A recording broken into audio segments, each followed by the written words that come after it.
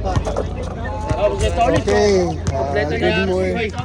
good morning. So, ang ating first game for today. So, 5-5 division. Ang ganda ng laban ng dalawa. Naglamang ng isang team ng 10. Pagdating ng 2 minutes, bumaliktad.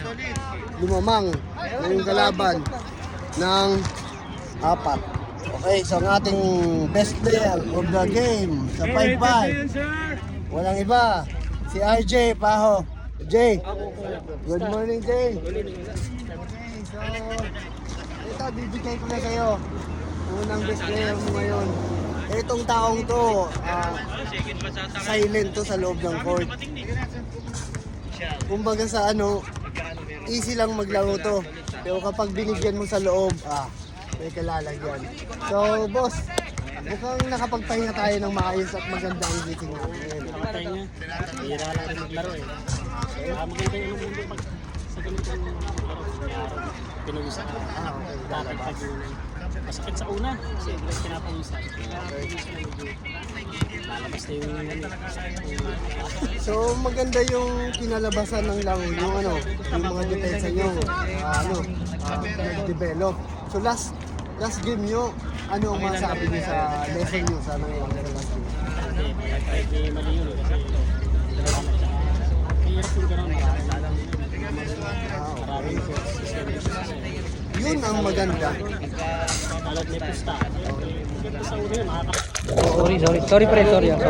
Sorry Rick ha. Tsaka yung sa kakaroon na hindi kita ng laban. Basta pag may nakalaban kayo, protesta nyo na gano'n lang, rights naman natin yung kasi, di ba? Rights naman natin yun eh. Kaya i-protesta nyo lang. So yun ang magandang mensahe sa best player natin. Napakaganda sa lahat ng mga naglalaro.